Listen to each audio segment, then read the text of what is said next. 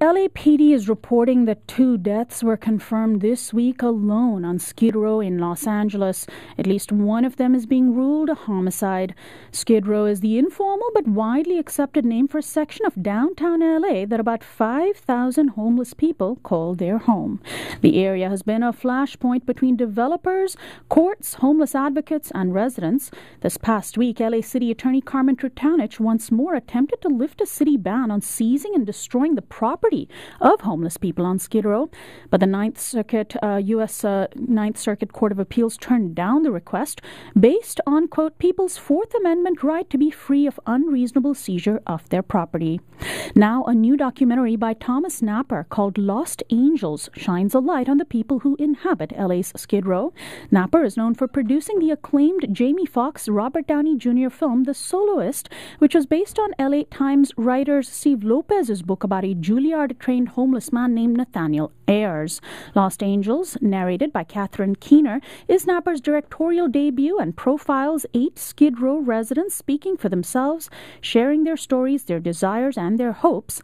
The film exposes how a decimation of medical services for the mentally ill has resulted in only 2 options for people suffering from illnesses like schizophrenia and bipolar disorders: Skid Row or the LA County Jail. Lost Angels also profiles the LAMP community, a mission based in Skid Row that aims to permanently end homelessness through services that include housing and community integration. The film premieres tomorrow, December 7th, at the ArcLight Hollywood in Los Angeles. Thomas Napper, the director of Lost Angels, now joins me in studio, along with Donna Gallup, executive director of LAMP Community. Welcome to Uprising. Good morning. Good morning. Good morning, and thanks so much for joining us.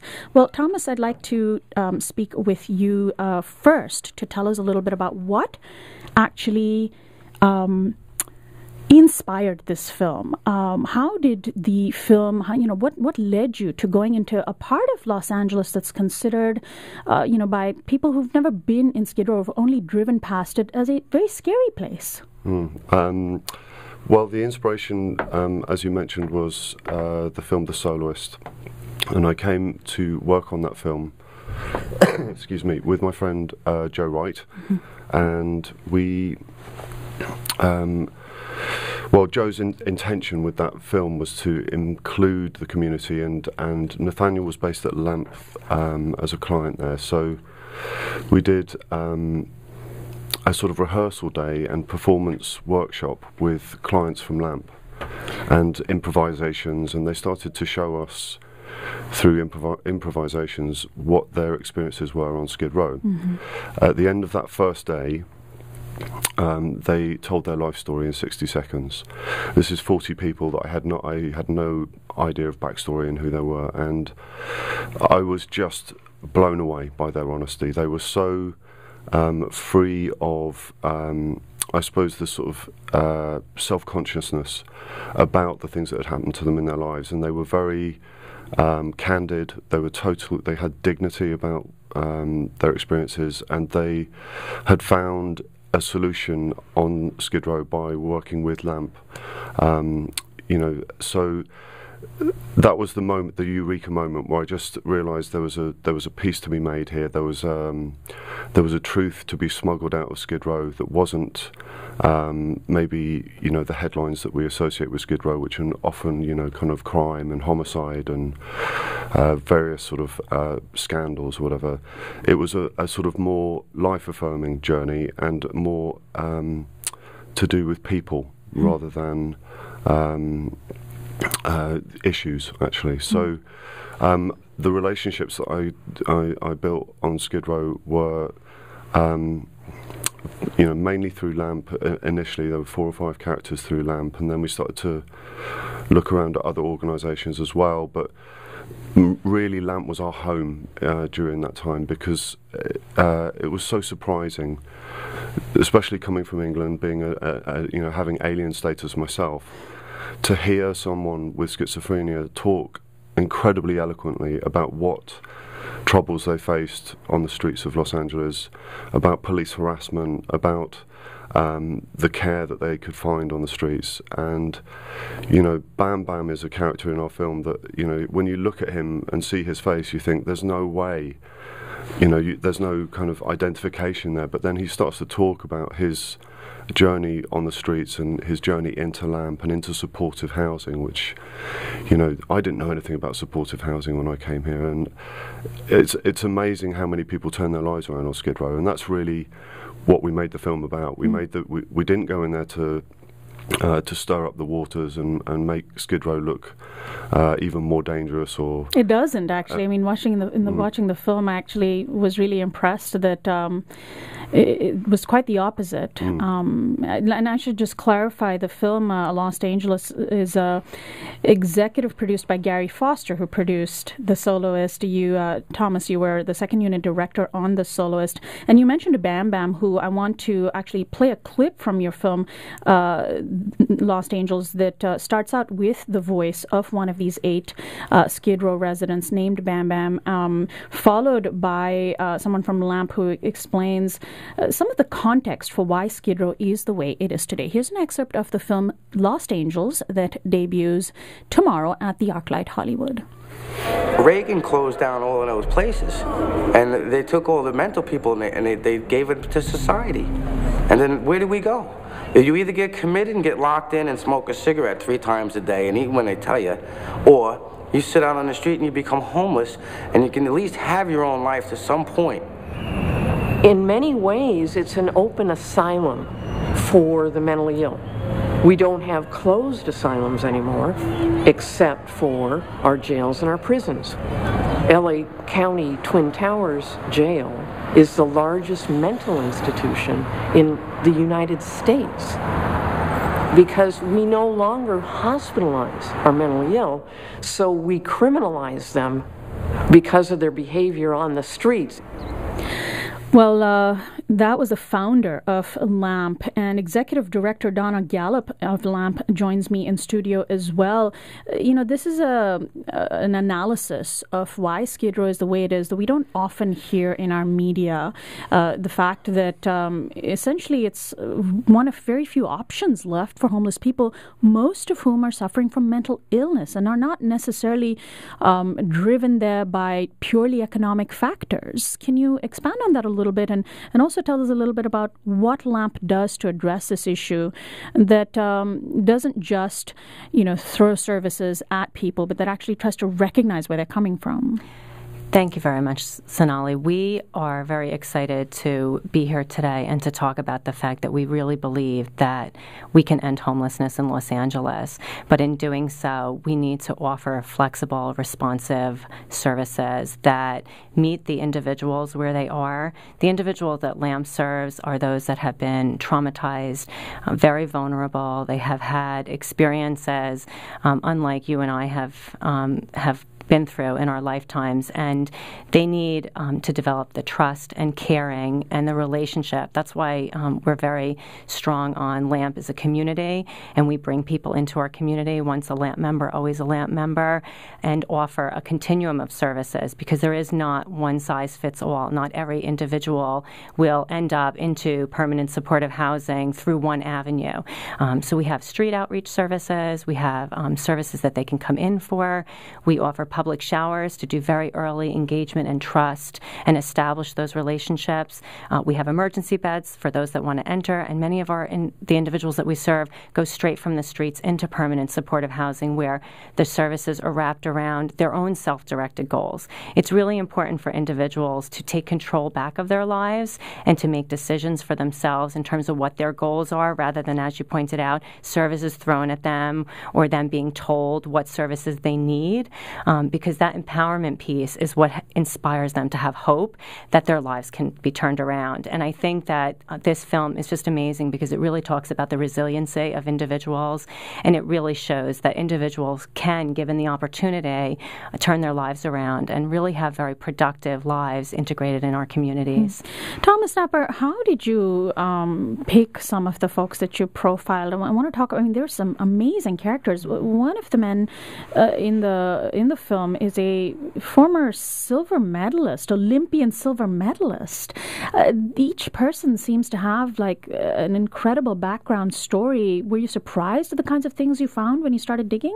Oh, it blew me away on a daily basis, to meet people from, Harvard-trained attorneys all the way to Wow. Danny Harris with his silver medal in the '84 Olympics. No one ever plans to get to Skid Row. I mean, it's not people's sort of life plan. So amazing diversity.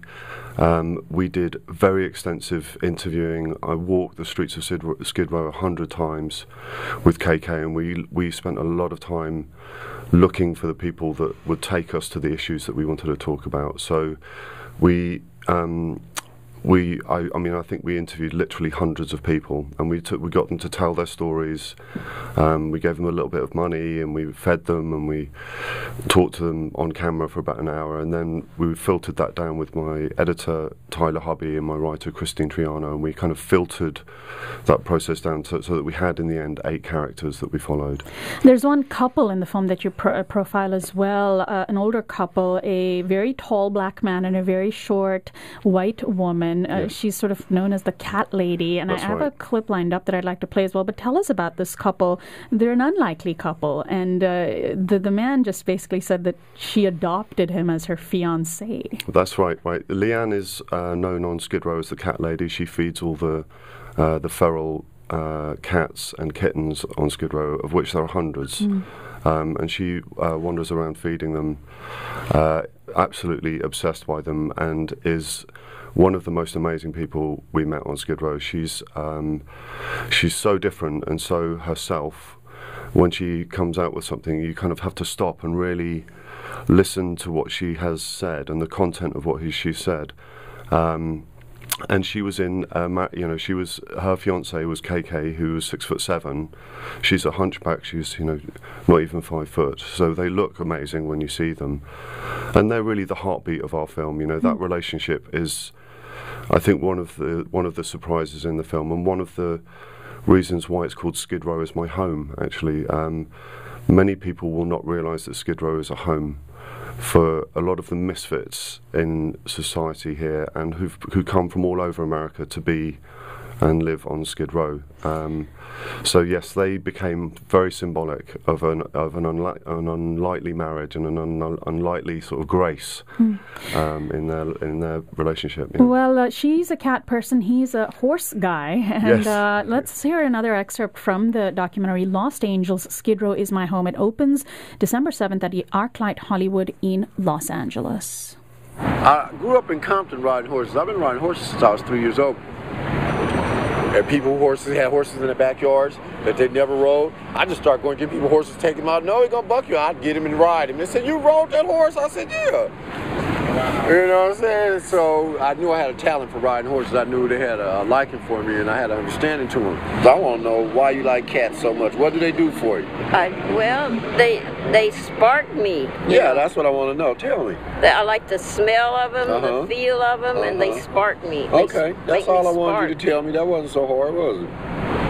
That's how I like horses. They spark me the same way.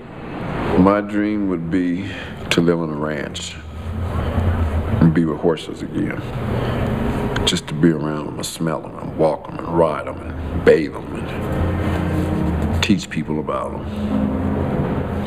And that's the voice of KK. Before that, Leanne, his fiancée/wife. They're a couple who is 2 of the 8 people profiled by director Thomas Napper in the documentary Lost Angels, Skid Row is My Home. Donna Gallup, you're the executive director of LAMP Community, which is also profiled in the documentary as one of the places that really tries to address what Skid Row residents are going through from a holistic perspective, if you will.